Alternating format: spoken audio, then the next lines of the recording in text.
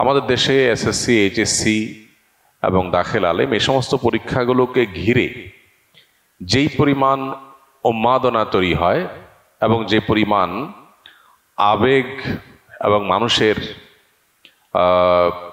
আশা আকাঙ্ক্ষার আনন্দ উচ্ছ্বাস এগুলোর ছড়াছড়ি যে পরিমাণ দেখা যায়, সেটা আসলে অনাকাঙ্ক্ষিত। একটা মানুষের জীবনে একটা পরীক্ষা এত গুরুত্বপূর্ণ নয় যত গুরুত্বপূর্ণ এটাকে আমরা করে ফেলেছি। আমরা এটাকে যত বড় করে ফেলেছি, বিষয়টা আসলে এত বড় নয়। যে কোনো অর্জন মানুষের আনন্দের কারণ হয়, কিন্তু আনন্দের আতিশয্য এটা যদি সকল সীমা ছাড়িয়ে চলে যায় বা এটা যদি অনেক বেশি হয়ে যায়, তাহলে সেটা আমাদেরকে আমাদের ভেতরকার বস্তুবাদের প্রতি আমাদের যে আসক্তি আছে সেটাকে খুব বড় করে দেখায় এবং ইঙ্গিত করে। একজন মুসলমানের কাছে দুনিয়ার কোনো অর্জন এটা অনেক বড় অর্জন হতে পারে, তাই বলে সেটার কারণে সে একেবারে আনন্দে জান্নাত পেয়ে গেছি ভাবে সে আত্মহারা হয়ে যাবে, এটা হতে পারে না। এখন দেখা যায় যে অনেক মা বাপ, অনেক ছেলে মেয়েরা ভালো কিছু করতে পারলে খুশির চোটে তারা এমন ভাব প্রকাশ করে যেন তারা জান্নাত পেয়ে গেছে। ইমানদারের চূড়ান্ত সুখ বা খুশি হবে জান্নাতে যাওয়ার পর। আল্লাহ তাআলা বলেছেন, ফামান যুহজিহা আনিন নারি ওয়া উদখিলাল জান্নাতা ফাকাদ ফাজ। যে ব্যক্তিকে জাহান্নাম থেকে মুক্ত করে দেয়া হবে এবং জান্নাতে প্রবেশ করায় দেওয়া হবে, সে চূড়ান্ত সফল হয়ে গেল। এই লোকটার হাসি হবে নির্মল এবং সবচেয়ে বড় হাসি। এর বাইরে পৃথিবীতে যে কোনো অর্জনের পরে হাসি থাকবে, কিন্তু হাসির পাশাপাশি টেনশনও থাকবে। এসএসসিতে ভালো করেছি দেখে এইচএসসিতে ভালো হবে এমন কোনো কথা নেই। খুশি হয়েছে ঠিক আছে, কিন্তু আত্মহারা হওয়ার কিছু নেই। আবার আরেকজন খারাপ করেছে তাই বলে তার সব শেষ হয়ে গেছে এমনও নয়। সে এখানে খারাপ করেছে, আর জায়গায় হয়তো ভালো করবে। কত এসএসসিতে খারাপ করা মানুষ জীবনে কত বড় কিছু করেছে। আবার অনেক এসএসসিতে ভালো করা মানুষ রাস্তা রাস্তায় ঘুরেছে। সো এত আনন্দে আত্মহারা হওয়ার কিছু নাই, আবার এত বেদনায় ভেঙে পড়ারও কিছু নাই। এটার সাথে ইমানের সম্পর্ক সুগভীর।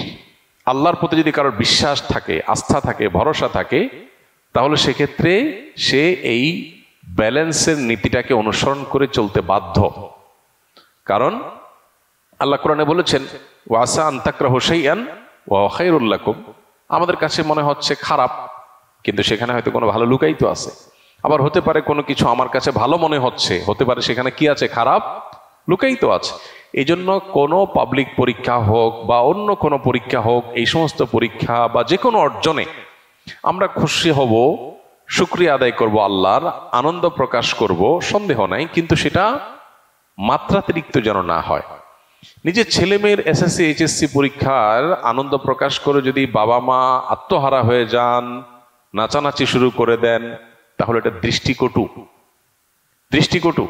আমার সন্তানের নৈতিক বিষয়গুলোতে আমি এতটা সিরিয়াস কিনা, আমার সন্তান A+ পেয়েছে কিনা সেটা নিয়ে আমার যত সিরিয়াসনেস আছে, সে মানুষ হিসেবে A+ হতে পেরেছে কিনা তার নিয়ে আমার কোনো মাথা ব্যথা আছে কিনা, আমার ছেলেটা আজকে ফজর নামাজ পড়তে পেরেছে সেজন্য কি আমি আনন্দে এতটা আত্মহারা হই কিনা, এই প্রশ্নগুলো আমাদেরকে নতুন বিবেচনার দ্বার উন্মুক্ত করে দিবে।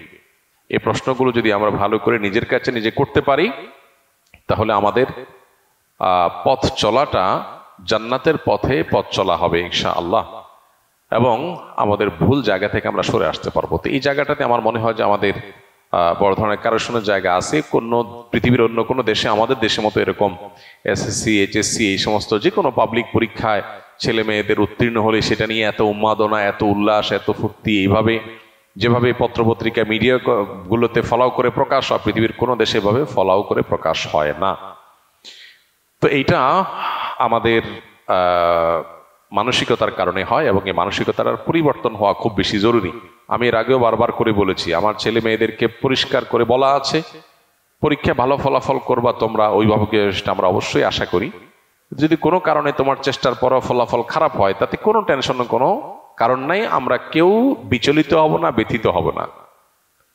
যে রেজাল্টই হবে আমরা আলহামদুলিল্লাহ বলবো। এই রেজাল্ট আমাকে খাওয়াবে না, এই রেজাল্ট আমাকে পড়াবে না, এই বিশ্বাস আমার আছে, এই ঈমান আমার আছে। বিধায় এটার জন্য আমার এত পাগল হওয়ারও কিছু নাই, আর এটার জন্য আমার তো মন খারাপ হওয়ারও কিচ্ছু নাই। দেখার বিষয় হলো আমার ছেলে মেয়ে সঠিক পথে আছে কিনা, পড়ালেখা ঠিক মতো করছে কিনা, সময় নষ্ট করছে কিনা, এগুলো হলো দেখার বিষয়। পরীক্ষার ভালো কি হলো না সেটা আমার অবশ্যই গুরুত্বপূর্ণ বিষয়, কিন্তু এত গুরুত্বপূর্ণ না যে এটার জন্য আমি আমার ছেলে মেয়েকে টেনশনে ফেলে দিয়ে আত্মহত্যার মুখে যেতে তাদেরকে বাধ্য করব। তাদেরকে অন্য ছেলে মেয়েদের সাথে কম্পেয়ার করে লাজ লজ্জার মধ্যে ফেলে দিব, তাদেরকে আমি চাপের মধ্যে ফেলে দিব। এটা মোটেও কাঙ্ক্ষিত কোনো বিষয় হতে পারে না। আজকের বস্তুবাদী এই পৃথিবীতে ছেলে মেয়েদেরকে টাকার মেশিন মনে করা হয় নিজেরা টাকা কামাই করি, তাদেরকে দিয়ে টাকা কামাই করব, বিধায় ক্যারিয়ারের ভালো একটা জায়গায় যেন যেতে পারে এর জন্য পাগল পড়া হয়ে যায়। আমার ছেলে মেয়ে মানুষ হোক, মুসলমান হোক, আল্লাহর সাথে পরিচিত হোক, নীতিবান হোক, আদর্শবান হোক, সুস্থ সবল হোক, এরপরে তার ক্যারিয়ার গড়ুক, হালাল উপার্জন করুক। সমাজে খুব আহামরি কিছু করতে না পারলেও অন্তত সে যাতে সমাজের মানুষের জন্য ভালো কিছু অবদান রাখতে পারে সেরকম ক্যাপাবল মানুষ হোক, এটা হবে আমাদের স্বপ্নের জায়গা। এখন আমাদের স্বপ্নের জায়গা হলো ছেলে মেয়েকে ডাক্তার ইঞ্জিনিয়ার হইতে হবে, বড় অফিসার হইতে হবে, টাকা পয়সা কামাই করতে হবে, ভালো মানুষ, নেককার, মোত্তাকি, পরহেজগার, ইমানদার, নিষ্ঠাবান, এগুলো হলো কি হলো না ডাজ নট ম্যাটার। এই জন্য সমাজের দুরবস্থা, উচ্ছন্ন গেছে কি এমনি এমনি। নীতিবান মানুষের সংখ্যা কেন কমে যাচ্ছে, কেন স্বার্থপর শিক্ষিতের সংখ্যা বাড়ছে? কারণ আমাদের নিজেদের মধ্যে পরিবারগুলোতে এগুলোর চর্চা নাই। এই জন্য এই এসএসসি, এইচএসসি কিংবা দাখিল আলিম পরীক্ষার ফলাফল প্রকাশ হওয়ার পর আমাদের পরীক্ষার ফলাফল তো প্রকাশ হয় না, আমাদের মানসিকতার প্রকাশ ঘটে। আমাদের মানসিকতার প্রকাশ ঘটে যায় যে আমরা আসলে কোন মানসিকতা লালন করি। আল্লাহ তাআলা আমাদেরকে সংশোধন হওয়ার তৌফিক দান করুন। আমাদের মুসলিম ধর্মের রীতি অনুযায়ী যে বিবাহ হয় তা হালাল, কিন্তু অন্যান্য ধর্মের বিবাহ এবং তাদের সম্পর্ক এটা কি জিনার অন্তর্ভুক্ত কিনা এবং তাদের জন্ম দেওয়া সন্তান বৈধ কিনা? প্রথম কথা হলো, কোনো মানুষ যখন ইসলাম গ্রহণ না করে, কোনো মানুষ যখন বেঈমান হয়, অমুসলিম হয়, কাফির হয়, তখন তার জন্য তো আর হালাল হারামের কিছু নেই। যে ভর্তি হয় নেই তার পাশ ফেলের প্রশ্নই ওঠে না। ঠিক একইভাবে কোনো মানুষ যখন ইমানদার হয় তখন তার জন্য হালাল হারামের বিধান প্রযোজ্য হয়। কেউ যখন মুসলমানই না, অন্য ধর্মাবলম্বী, তখন তার সম্পর্ক হালাল বা হারাম এর কোনোটার সাথে সম্পৃক্ত করার প্রশ্নই ওঠে না। সন্দেহাতীতভাবে শরিয়ার দৃষ্টিকোণ বিবেচনা করলে সেটা অবৈধ এবং হারাম।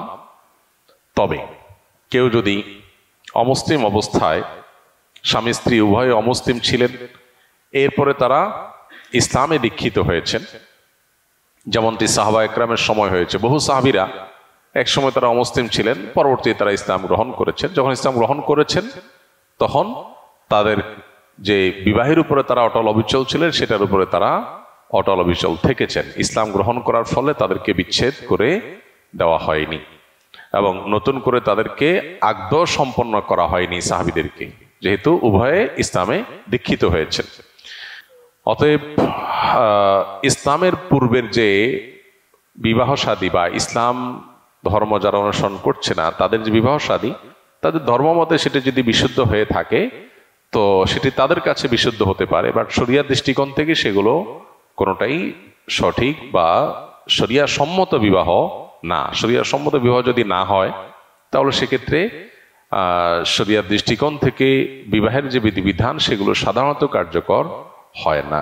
বাট কেউ যদি কোনো ধর্মের, বিশেষ করে আসমানি কোনো দিনকে অনুসরণ করে যদি বিবাহ শাদী করে, সে তার ধর্মের অনুসরণ করে, তাহলে সেক্ষেত্রে তিনি তার ধর্ম অনুসরণ করলেন এবং স্বামী স্ত্রী উভয় যদি ইসলাম গ্রহণ করে ফেরত চলে আসেন তাহলে নতুন করে তাদেরকে আর আকদ সম্পন্ন করতে হবে না।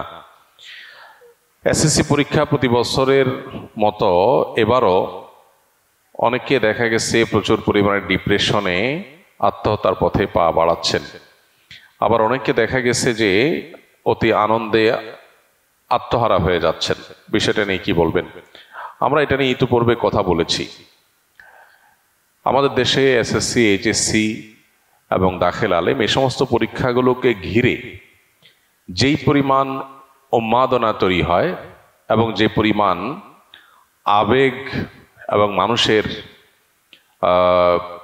আশা আকাঙ্ক্ষার আনন্দ উচ্ছ্বাস এগুলোর ছড়াছড়ি যে পরিমাণ দেখা যায় সেটা আসলে অনাকাঙ্ক্ষিত।